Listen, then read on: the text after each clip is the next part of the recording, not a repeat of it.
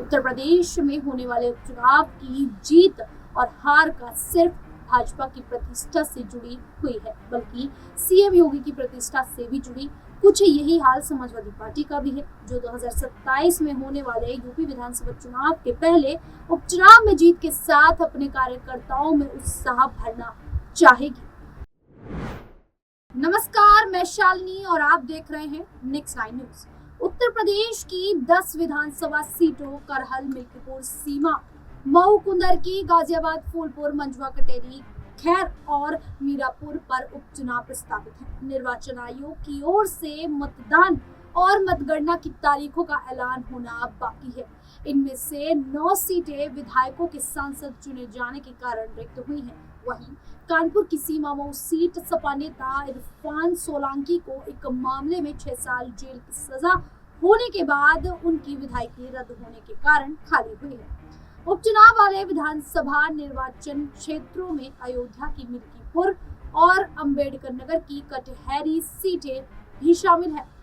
उपचुनाव के ऐलान के काफी पहले से ही मुख्यमंत्री योगी आदित्यनाथ ने मिल्कीपुर निर्वाचन क्षेत्र को अपनी नाक का सवाल बना लिया है।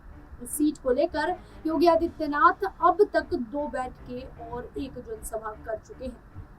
कटहरी सीट पर भी उन्होंने अपनी नजरें गड़ा दी हैं। लोकसभा चुनावों में फैजाबाद सीट हारने के बाद विपक्षी दल भाजपा और मुख्यमंत्री योगी आदित्यनाथ पर खूब तंज कस रहे हैं। बता दें कि अवधेश प्रसाद पासी ने बीजेपी के लल्लू सिंह को हराकर यहां से जीत दर्ज की थी। राम मंदिर के लोकार्पण और अयोध्या में हुए विकास कार्यों को देखकर कोई यह नहीं मान रहा था कि भाजपा फैजाबाद सीट हार जाएगी।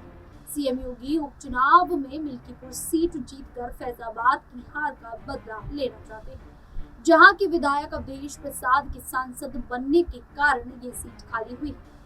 अकेले मिल्कीपुर से हार का बदला पूरा नहीं होगा। शायद इसीलिए अंबेडकर नगर की कटहरी सीट पर भी उपचुनाव की तैयारियों की जिम्मेदारी मुख्यमंत्री योगी के अपने हाथों में ले ली है, ताकि दोनों सीटों पर सपा को हराकर लोकसभा चुनाव की हार का बदला दिया जा सके। कटहरी सपा की सबसे मजबूत और सेफ सीट मानी जाती है, जो लालजी वर्मा के सांसद बनने के बाद खाली हुई है। बीजेपी ने उपचुनावों के लिए अभी किसी भी सीट पर उम्मीदवारों का ऐलान नहीं किया है। माना जा रहा है कि मुख्यमंत्री योगी आदित्यनाथ और बीजेपी संगठन कई नामों पर चर्चा कर रहे हैं, लेकिन समाजवादी पार्टी की तरफ से 2 नाम आगे चल रहे हैं, जिनमें मिल्कीपुर से अवधेश प्रसाद के बेटे, जबकि कटहरी से लालजी वर्मा की बेटी छाया वर्मा को प्रत्याशी बनाया जा सकता है।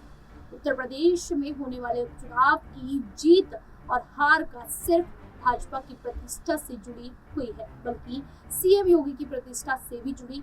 कुछ यही हाल समाजवादी पार्टी का भी है, जो 2027 में होने वाले यूपी विधानसभा चुनाव के पहले उपचुनाव में जीत के साथ अपने कार्यकर्ताओं में उत्साह भरना चाहेगी। मुख्यमंत्री योगी 18 अगस्त को एक बार फिर अयोध्या के कुमारगंज में एक कार्यक्रम में शामिल होने वाले हैं, जहां वह स्थानीय भाजपा कार्यकर्ताओं से मुलाकात करेंगे। फैजाबाद के पूर्व सांसद और बीजेपी नेता लल्लू सिंह ने कहा, बीजेपी कार्यकर्ता बूथ स्तर तक की बैठकें कर रहे हैं।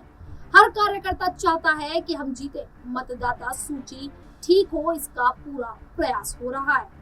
सपा के लिए भी यूपी में 10 सीटों पर होने वाले उपचुनाव बहुत मायने रखता है। अखिलेश यादव और उनकी पार्टी यह साबित करना चाहते हैं कि लोकसभा चुनावों में 37 सीटें जीतना कोई तुक्का नहीं था। सपा नेता तेज नारायण उर्फ पांडव पवन पांडे ने कहा, हम तो सुने ही नहीं कि कहीं भाजपा जिंदाबाद का नारा लगता हो। भाजपा बची ही नहीं है। माइक्रोस्कोप से देखने पर भी कहीं दिखाई नहीं पड़ता कि भाजपा कोई चीज है। अभी लोकसभा चुनाव में उत्तर प्रदेश की महान और देवतुल्य जनता ने उनकी प्रतिष्ठा को तार-तार किया, उनको हराकर उनकी प्रतिष्ठा की धज्जियां उड़ाई। मिल्कीपुर में लगभग 65,000 ब्राह्मण, 55,000 पासी, 22,000 कोरी, 15,000 हरिजन, 25,000 क्षत्रिय, 23,000 मुस्लिम, 20,000 चौरसिया, 17,000 बनिया और 55,000 यादव बताता है।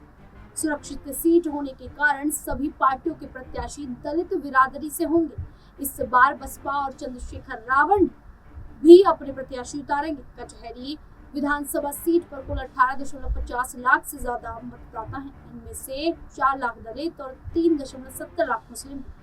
इसके अलावा यहाँ 1.78 लाख कुर्मी, 1.70 लाख यादव, 1.35 लाख ब्राह्मण और 1 लाख ठाकुर मतदाता हैं। इसीलिए मिल्कीपुर और कटहरी का चुनावी गणित और समीकरण दिलचस्प होने वाला है। इसी के अनुसार पार्टियां भी तैयारियों में जुट गई हैं। फैजाबाद के पूर्व भाजपा सांसद लल्लू सिंह ने कहा, मुख्यमंत्री योगी 2 बार आ चुके हैं, फिर 18 तारीख को नरेंद्र देव कृषि विश्वविद्यालय में आने वाले हैं। कार्यकर्ताओं के साथ बैठक करके रणनीति बना रहे हैं। सूर्य प्रताप शाही चुनाव के प्रभारी हैं। संगठन ने भी अपने पदाधिकारियों को लगा रखा है। इसी समय हर घर पर तिरंगा लगे, इसकी तैयारी हो रही है। तिरंगा यात्रा जगह जगह पर निकले, इसकी तैयारी हो रही है। भारतीय जनता पार्टी का काम करने का अपना तरीका है और हम उसी तरह काम कर रहे हैं। अब जिस तरीके से भारतीय जनता पार्टी आम चुनावों में अयोध्या की सीट हार जाती है, उसका बदला लेने के लिए सीएम योगी आदित्यनाथ को मिल्कीपुर और कटहरी की जिम्मेदारी जो है वो सौंप दी गई है। क्या सीएम योगी आदित्यनाथ अपनी साख को बचा पाएंगे? क्योंकि अब चुनाव आयोग की ओर से चुनावी तारीखों का ऐलान होने लगा है। कल यानी कि शुक्रवार को चुनाव आयोग ने हरियाणा और जम्मू कश्मीर में विधानसभा की चुनावी तारीखों का ऐलान कर दिया है। हरियाणा में 1 अक्टूबर को चुनाव होगा और 4 अक्टूबर को नतीजे सामने आ जाएंगे। वहीं जम्मू कश्मीर में 3 चरणों में चुनाव होने वाला है और नतीजे वहां पर भी 4 अक्टूबर को सामने आएंगे। अब जिस तरीके से भारतीय जनता पार्टी की नाक का सवाल बन चुकी है मिल्कीपुर सीट और कटहरी सीट, ऐसे में क्या भारतीय जनता पार्टी इन सीटों पर जीत दर्ज कर पाएगी भी या नहीं? क्योंकि लगातार एनडीए के जो सहयोगी दल है वो भारतीय जनता पार्टी की मुश्किलें बढ़ाते हुए नजर आ रहे हैं। सहयोगी दल इन 10 सीटों में से कुछ सीटों की लगातार मांग करते नजर आ रहे हैं। यहाँ पर देखा जाए तो अनुप्रिया पटेल 1 सीट की मांग कर रही हैं, जयंत चौधरी 2 सीटों की मांग कर रहे हैं, वहीं संजय निषाद जो है वो 3 सीटों की मांग कर रहे हैं, ओम प्रकाश राजभर 1 सीट की मांग कर रहे हैं। तो ऐसे में क्या भारतीय जनता पार्टी उन सहयोगी दलों को इतनी सीटें देगी भी या सभी की जो सभी सीटें हैं वो अपने खाते में रखेंगी? एक तरफ सूत्रों के हवाले से ये खबर भी सामने आ रही है कि 10 उपचुनाव की सीटों में से भारतीय जनता पार्टी 9 सीटों पर अपने उम्मीदवार उतारेगी और 1 सीट जयंत चौधरी को देगी। लेकिन अगर जयंत चौधरी को ये सीट जो है सौंप दी जाती है तो क्या जो बाकी सहयोगी दल है वो भारतीय जनता पार्टी का साथ छोड़ते हुए नजर आएंगे? क्या जल्द ही वो इंडिया गठबंधन का दामन थाम लेंगे? ऐसे में भारतीय जनता पार्टी की मुश्किलें उनके ही सहयोगी जो दल हैं वो ना चाहते हुए भी बढ़ाते हुए नजर आ रहे हैं। ऐसे में अब वही देखना होगा कि आखिरकार भारतीय जनता पार्टी इन चुनावों को लेकर क्या कुछ निर्णय लेती है।